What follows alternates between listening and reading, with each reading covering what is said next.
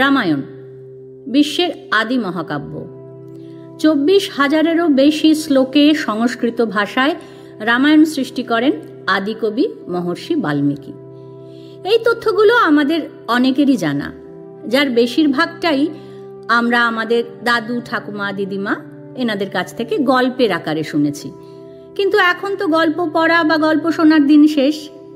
Ebook আর কেন্ডলের যুগে বাচ্চারা এখন ডিজিটাল মাধ্যমেই গল্প পড়বে বা শুনবে, সেটাই স্বাভাবিক। তাই যুগের বাস্তব অগ্রগতি মেনে ভাষা ও ভবিষ্যৎ চ্যানেল ডিজিটাল মাধ্যমে আমাদের ভবিষ্যৎ প্রজন্মকে উপহার দিতে চায় আমাদের গর্বের মহাকাব্যের এক যুগোপযোগী আপাত সহজবোধ্য রূপ, যা মূল বাল্মীকি রামায়ণকেই গল্পের আকারে বলার চেষ্টা করা হয়েছে। তবে শুধু রামায়ণের গল্প নয়, রামায়ণের অনুষঙ্গে আরও যে পৌরাণিক চরিত্ররা এসেছেন তাদের সকলেরই চিত্রায়ন করার এখানে চেষ্টা করব। আগের পর্বে আমরা শুনেছিলাম পবনতনয় হনুমানের কাহিনী। এইবার রামচন্দ্র অগস্ত্যকে প্রশ্ন করলেন যে, মুনিবর, বালি আর সুগ্রীবের বাবা হলেন ঋক্ষরজা, কিন্তু এদের মা কি? তখন অগস্ত্য বললেন, দেবর্ষি নারদের কাছে আমি শুনেছি সুমেরু পর্বতের মধ্যম শৃঙ্গে ব্রহ্মার 100 যোজন বিস্তৃত এক দিব্য সভা আছে। সেখানে ধ্যানরত অবস্থায় তিনি যখন ধ্যানে বসেছিলেন, সেই সময় তার চোখ থেকে যে অশ্রুবিন্দু পড়ে তা থেকে এক বানরের জন্ম হয়। তিনি ঋক্ষরজা নামে খ্যাত। বালিয়া সুগ্রীবের পিতা এবং মাতা দুই তিনি ছিলেন। কিভাবে না, একবার ওই সুমেরু পর্বতের শিখরে তিনি এক স্বচ্ছ নির্মল সরোবরের ধারে বসে চান করছিলেন। সেই চান করতে করতে জলের মধ্যে তিনি নিজের মুখের প্রতিবিম্ব অর্থাৎ ছায়া দেখতে পান। দেখে তিনি ভাবলেন যে নিশ্চয়ই আমার শত্রু, আমাকে অপমান করছে। এই ভেবে তিনি লাফ দিয়ে জলে পড়লেন, আবার উঠলেন। এইবার যখন তিনি স্নান করে উঠলেন, তখন তিনি কিন্তু আর বানর রইলেন না। তার বানর রূপ আর নেই, তার পুরুষ রূপ আর নেই। তিনি এক পরমা সুন্দরী স্ত্রীর রূপ পেলেন। সেই পরমা সুন্দরী স্ত্রীকে দেখে ইন্দ্র ও সূর্য দুজনেই উত্তেজিত হলেন। তখন ঋক্ষরাজার কেশে পতিত ইন্দ্রের বীর্য থেকে উৎপন্ন যে সন্তান, তার নাম হলো বালি, আর গ্রীবার পতিত সূর্যের বীর্যজাত যে সন্তান, তিনি হলেন সুগ্রীব। বালিকে অক্ষয় কাঞ্চনমালা দিয়ে ইন্দ্র সুরলোকে প্রস্থান করলেন, চলে গেলেন স্বর্গে ইন্দ্র। আর সুগ্রীবের সকল কাজে পবনতনয় হনুমান তিনি সহায় হবেন, এই স্থির করে সূর্য চলে গেলেন। পরের দিন ঋক্ষরাজা আবার পুনরায় বানরের রূপ ফিরে পেল। তখন সে তার দুই পুত্রকে নিয়ে ব্রহ্মার কাছে গেলেন। ব্রহ্মা তাদের দেখে মহা তুষ্ট হলেন। হয়ে তিনি এক দেবদূতকে আজ্ঞা দিলেন যে, তুমি এদের কিষ্কিন্ধায় নিয়ে যাও। সেখানে বিশ্বকর্মা আমার আদেশে এক পুরী নগর নির্মাণ করছে। কিষ্কিন্ধাবাসী বানর আর যূথপতিদের ডেকে তুমি এই ঋক্ষরাজাকে রাজার পদে অভিষিক্ত করো। এইভাবে ব্রহ্মার আজ্ঞায় ঋক্ষরাজা পৃথিবীর সমস্ত বানরের অধিপতি হলেন। ইনি হলেন বালি আর সুগ্রীবের পিতা ও জননী। তাহলে ঋক্ষরাজা বালি আর সুগ্রীবের মাও বটে, আবার বাবাও বটে, একাধারে দুই। রাম বললেন, মুনিপুঙ্গ, আপনার এই পূর্ণ কথায় আমার কৌতূহল নিবৃত্ত হলো।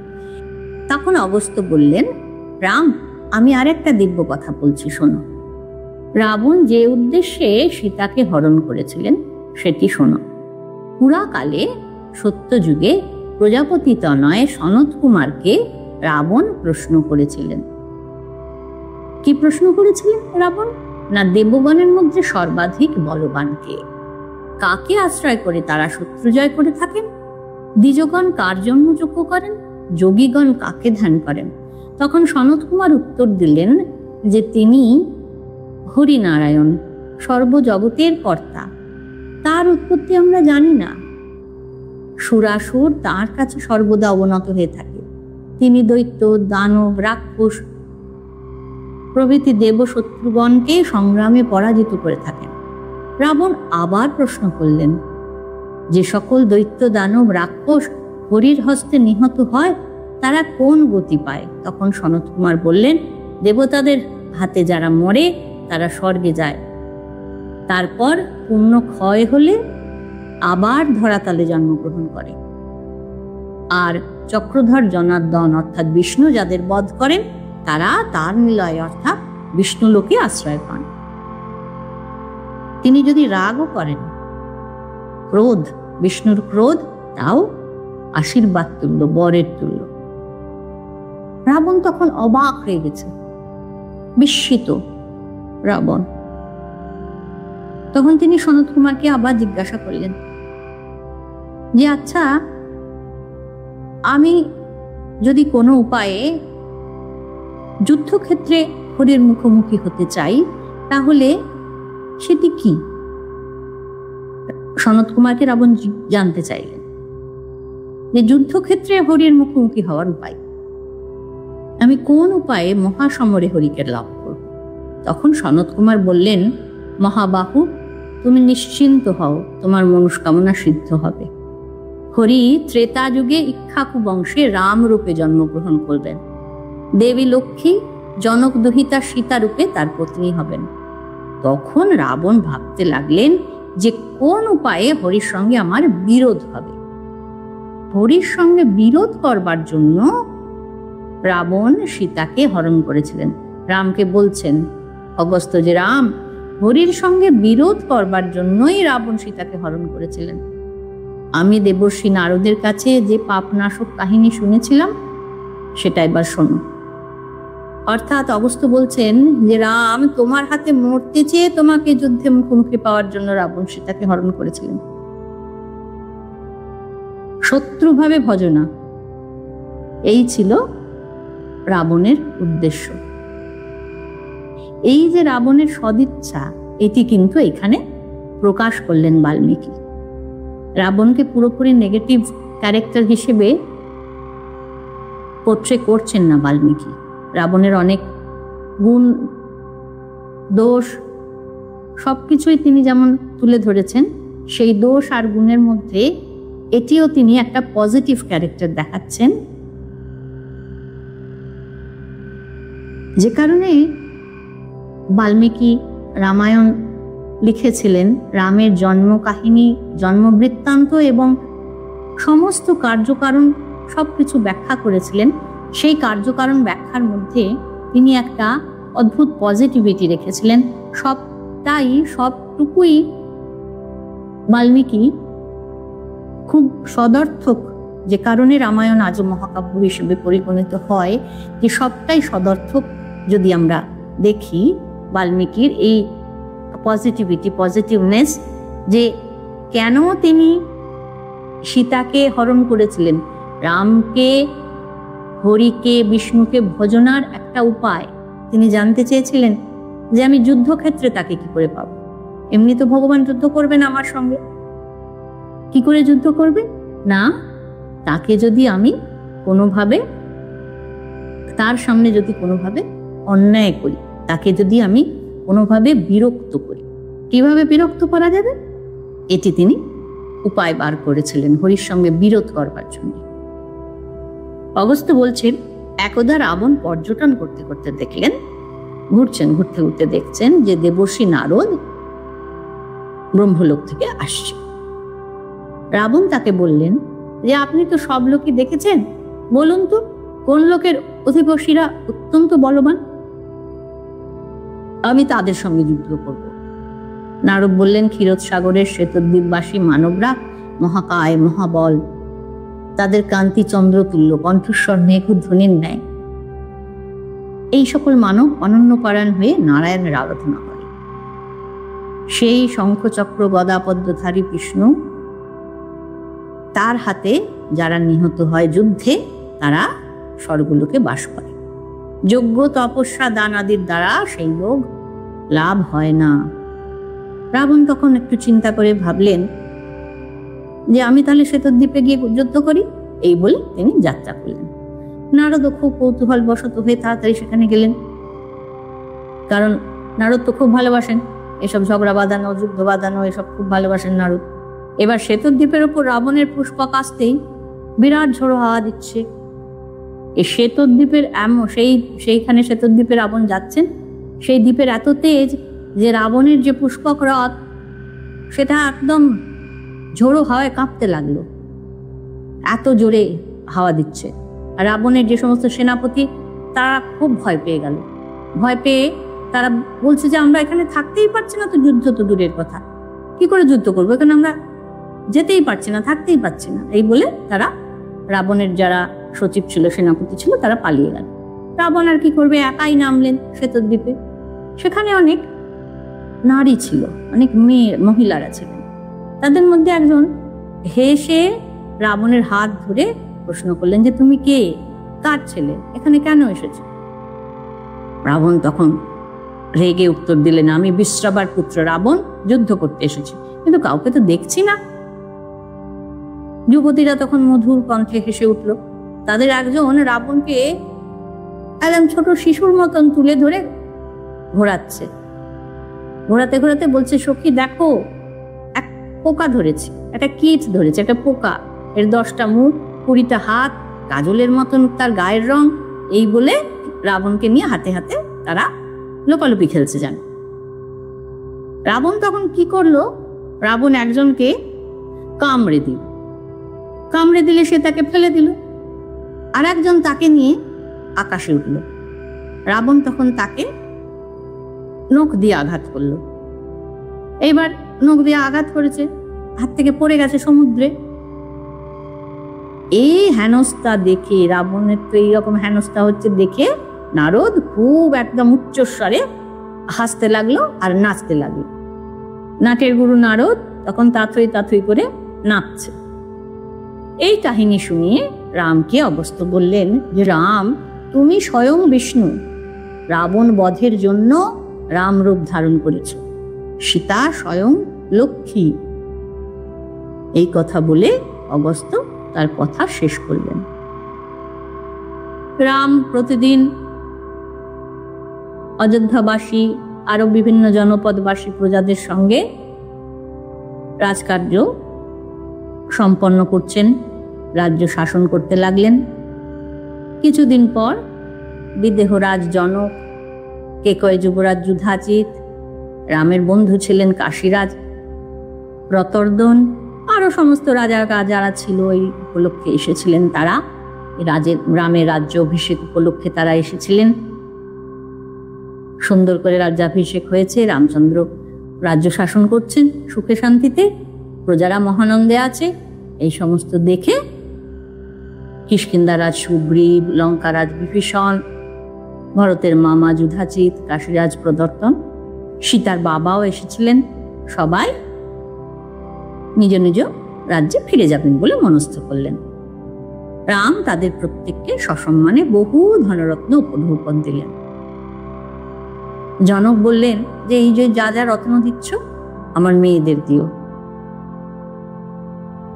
আর যুধাজিৎ তো ভরতের মামা ছিলেন, রামেরও মামা, তিনি যে সমস্ত উপহার পেয়েছিলেন সব রামকে ফিরিয়ে দিলেন। আর সেই সমস্ত রাজারা রামকেও অনেক উপহার দিয়ে গেলেন। ভরতের আদেশে রাজারা বহু অক্ষয়িণী সেনা এনেছিলেন সঙ্গে করে। তারা যাওয়ার সময় সগর্বে বললেন যে আমরা তো রাবণকে যুদ্ধক্ষেত্রে দেখলাম না, যুদ্ধের শেষে ভরত আমাদের অনর্থক আনিয়েছেন, আমাদের যদি আগে ডাকতো তাহলে তো আমরা সমুদ্রের পাড়ে গিয়ে রাম লক্ষ্মণের শক্তি বাড়াতে পারতাম, তাদের সঙ্গে যুদ্ধ করতে পারতাম। যাই হোক, অনেক কিছু উপহার দিলেন রাজারা, হাতি, ঘোড়া, চন্দন, গয়নাগাটি, অনেক কিছু উপহার দিলেন। রাম কি করলেন, সেগুলো সুগ্রীব, বিভীষণ, আরো সব বানর রাক্ষস যারা তার যুদ্ধে সহায়তা করেছিলেন তাদের মধ্যে বিতরণ করে দিলেন। আর অঙ্গদকে আর হনুমানকে জড়িয়ে ধরে বললেন যে তোমরা সুগ্রীব, অঙ্গদ, হনুমান, তোমরা আমার মন্ত্রী হও। এরা তোমাকে সুমন্ত্রণা দিয়েছেন, আমার হিত সাধন করেছেন, সুতরাং এরা সর্বপ্রকারে সমাদরের যোগ্য বলে নিজের গা থেকে গয়না খুলে খুলে তিনি অঙ্গদকে আর হনুমানকে পরিয়ে দিলেন। তারপর তিনি নল, নীল, সুসেন, জাম্ববাগ তাদেরকেও মহার্ঘ সমস্ত হীরে খচিত উপহার সব দিলেন। বললেন, তোমরা আমার পরম শরীর, আমার শরীরের মতন, আমার ভাই তোমরাই আমাকে বিপদ থেকে রক্ষা করেছো, উদ্ধার করেছো। ধন্য রাজা সুগ্রীব, যিনি তোমাদের মতন বন্ধু পেয়েছেন। সত্যি কথাই, এদের জন্যই তো সবকিছু। রাবণকেও মারতে পেরেছেন রামচন্দ্র এদেরই জন্য, তাকে উদ্ধার করতে পেরেছেন, সুতরাং তাদের তো আলাদা করে রামচন্দ্র দেবেনই। বৈদর্যমণি লাগানো চন্দ্রহার তিনি ভক্ত হনুমানকে দিলেন। বানর, ভল্লুক, রাক্ষসরা অনেক মাংস, মধু, ফল সব ভক্ষণ করে বেশ কয়েক মাস অযোধ্যায় বাস করতে লাগলো। তারপর রামের অনুমতি পেয়ে সুগ্রীব আর বিভীষণ নিজ নিজ অনুচরদের বললেন যে চলো আমরা ফিরে যাই। যাওয়ার সময় তারা বললেন, রাম, তোমার বুদ্ধি, তোমার মাধুর্য ব্রহ্মার মতো। হনুমান তখন প্রণাম করে বললেন যে মহারাজ, তোমার প্রতি আমার যেন নিত্য স্নেহ ও অবিচলিত ভক্তি থাকে। পৃথিবীতে যতকাল রাম কথা প্রচলিত থাকবে ততকাল যেন আমি প্রাণ ধারণ করি। তোমার দিব্য চরিত কথা যেন অপ্সরারা আমাকে নিত্য শোনায়। সেই চরিতামৃত শুনে আমার সকল উৎকণ্ঠা দূর হবে। রাম তখন হনুমানকে জড়িয়ে ধরে বললেন, কপিশ্রেষ্ঠ, তোমার বাসনা নিশ্চয়ই পূরণ হবে। যতদিন জগতে আমার কথা প্রচলিত থাকবে ততদিন তোমারও কীর্তি আর শরীর স্থায়ী হবে, মানে তুমি ততদিন বাঁচবে। রাম বলছেন, হনুমান, তুমি যে উপকার করেছো তার প্রত্যেকটির জন্য যদি আমি প্রাণ দিই তাও আমি শেষে তোমার কাছেই ঋণী থাকবো। আপৎকালেই লোকের উপকারের প্রয়োজন হয়। তুমি যে উপকার আমায় করেছো তা আমার অঙ্গেই জীর্ণ হয়ে যাক। এই বলে রাম তার একান্ত ভক্ত হনুমানের গলায় পরিয়ে দিলেন মহামূল্যবান বৈদুর্যমণি লাগানো এক চন্দ্রহার। বানরবীররা একে একে রামকে প্রণাম করে বিদায় নিলেন। সুগ্রীব, বিভীষণ প্রভৃতি সকলেই একদম ছলছালো নয়নে নিজের দেশে যাত্রা করলেন। বানর, ভল্লুক, রাক্ষসদের বিদায় দিয়ে রাম ভাইদের নিয়ে সুখেই দিন কাটাচ্ছেন। একদিন বিকেলবেলা তিনি শুনতে পেলেন যে আকাশ থেকে কেউ বলছে মধুর স্বরে যে প্রভু, প্রসন্ন বদনে চেয়ে দেখো, আমি পুষ্পকরথ। তোমার আজ্ঞায় কুবেরের কাছে ফিরে গিয়েছিলাম, কিন্তু তোমাকে সেবা করবার জন্য কুবের আবার আমাকে তোমার কাছে ফেরত পাঠিয়েছেন। তুমি অসংকোচে আমাকে গ্রহণ করো।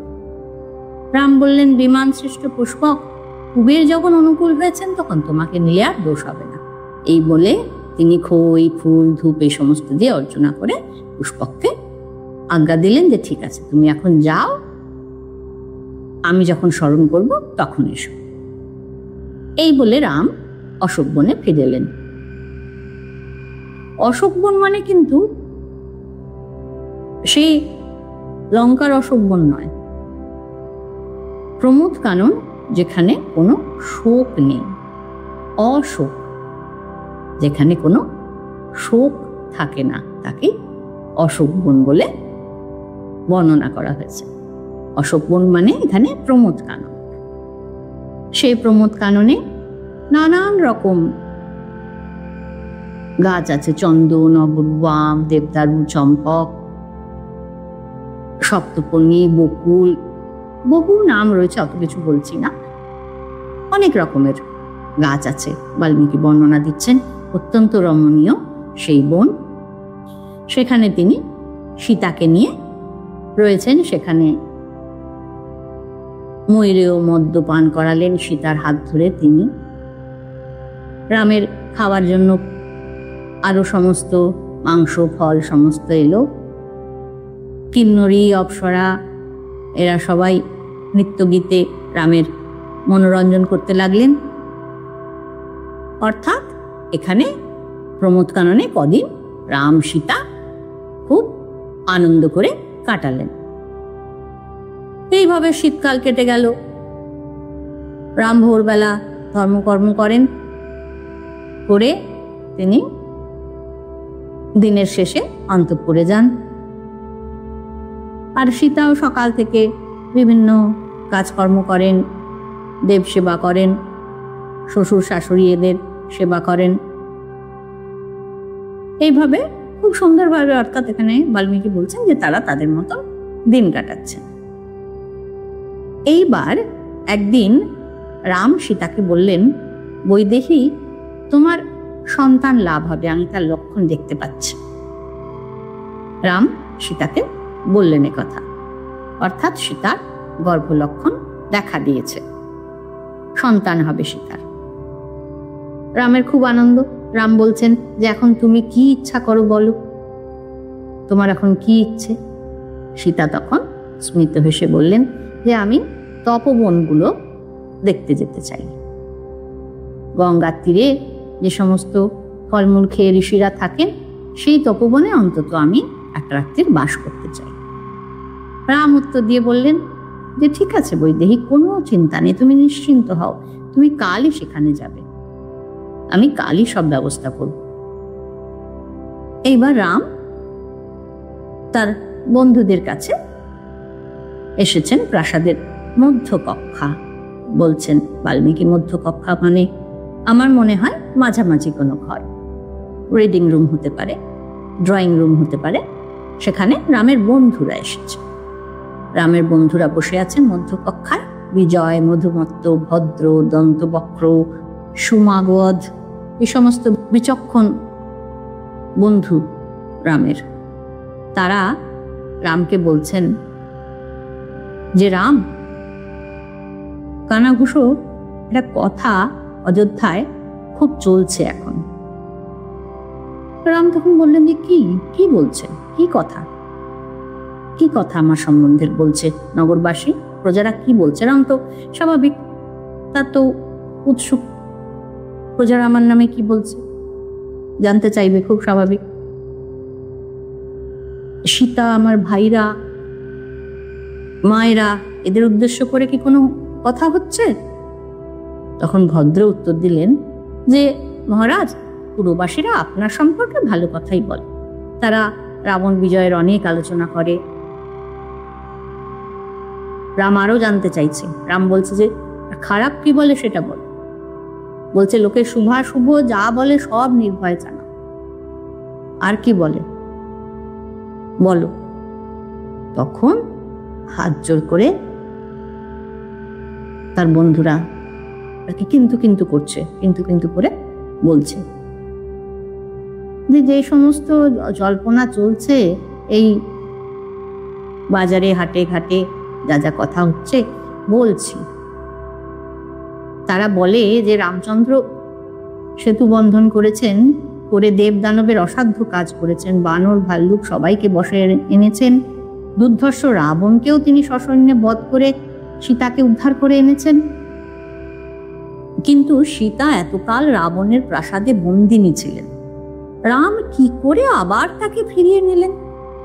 অদ্ভুত কথা একটা বলতো, যে আমাদের ঘরের বউদেরও যদি কেউ জোর করে তুলে নিয়ে যায়, নিয়ে গিয়ে নিজের কাছে কিছুদিন রেখে দেয়, তাদেরকেও তো আমাদের আবার ফিরিয়ে নিয়ে ঘরে তুলতে হবে।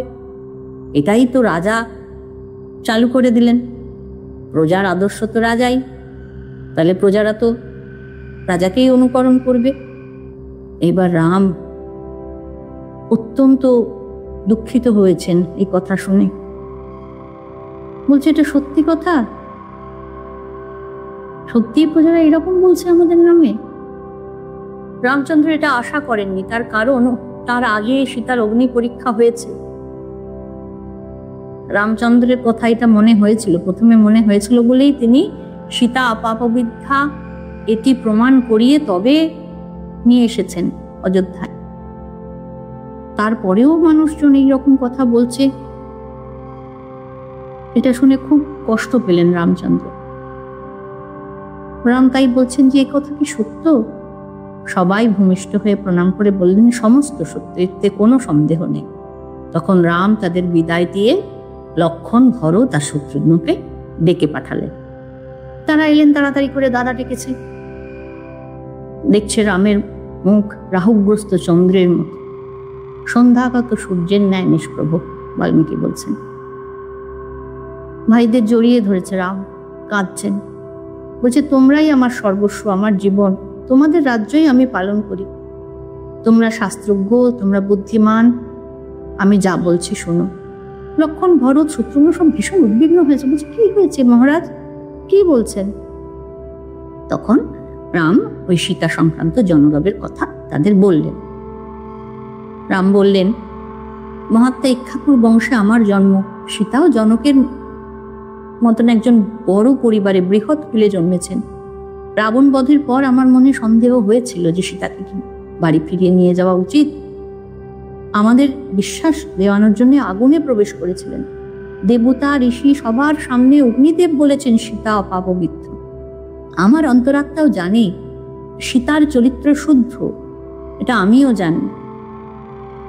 কিন্তু এখন এই ঘোর অপবাদ শুনে আমার তো ভীষণ কষ্ট হচ্ছে। যতকাল কোনো লোকের অকীর্তি রটিত হয় ততকাল তার নরকবাস ঘটে। কি ভয় রামচন্দ্রের! নারায়ণ, তারও নরকবাসের ভয়। কি না সর্বত্র অকীর্তির নিন্দা আর কীর্তির পূজা। সীতার কথা দূরে থাক, অপবাদের ভয়ে আমি নিজের জীবন আর তোমাদের সকলকেও ত্যাগ করতে পারি। অপবাদের এতটাই ভয় ছিল রামচন্দ্রের। লোকে কি বলবে, লোকে কি বলবে ভয়ে নিষ্পাপ নিষ্কলুষ সীতা, তিনি জানেন সীতার কোনো দোষ নেই, সীতা নিষ্পাপ। জানা সত্ত্বেও সীতাকে তিনি ত্যাগ করলেন। বললেন, লক্ষণ, তুমি কাল প্রভাতে সুমন্ত্রের রথে সীতাকে অন্য দেশে বিসর্জন দিয়ে এসো। গঙ্গার অপর পারে তমসা নদীর তীরে বাল্মীকির আশ্রম আছে, সেখানে কোনো নির্জন স্থানে সীতাকে রেখে এসো। প্রতিবাদ করো না লক্ষণ, তুমি প্রতিবাদ করো না। এ বিষয়ে আমার বিচার করার কিছু নেই। আমার আজ্ঞা পালন করো। যদি বাধা দাও তবে আমি অত্যন্ত অপ্রীত হব। তোমরা আমার পাদস্পর্শ করো, আমি শপথ করে বলছি, যারা আমাকে নিবৃত্ত করার অনুনয় করবে তারা আমার শত্রু। সীতা তো আগেই বলেছেন যে গঙ্গা তীরের আশ্রম দেখতে চান, সুতরাং তার সেই ইচ্ছা পূর্ণ করো। সীতা তো বুঝতেও পারবে না, তার কারণ সীতাকে তো কথাই দিয়েছেন রামচন্দ্র আগে যে হ্যাঁ তোমার ইচ্ছা পূরণ হবে, তুমি যাবে, তোমাকে আমি পাঠিয়ে দেব। সীতা যেতে চেয়েছে এরকম কোনো একটা জায়গায়, সুতরাং সীতার ইচ্ছা পূর্ণ করো। যদি কারো রামায়ণের এই গল্পগুলো শুনতে ভালো লাগে তাহলে চ্যানেলটাকে সাবস্ক্রাইব করবেন আর ভিডিওটাতে লাইক করবেন, ভিডিওটা শেয়ার করবেন। পরের পর্বে আমরা আরও খানিকটা রামায়ণের গল্প শুনব, আরও রামায়ণের চরিত্রদের সঙ্গে পরিচিত হব। আমি তানিয়া আবার আসব রামায়ণের গল্প আর রামায়ণের চরিত্রদের নিয়ে।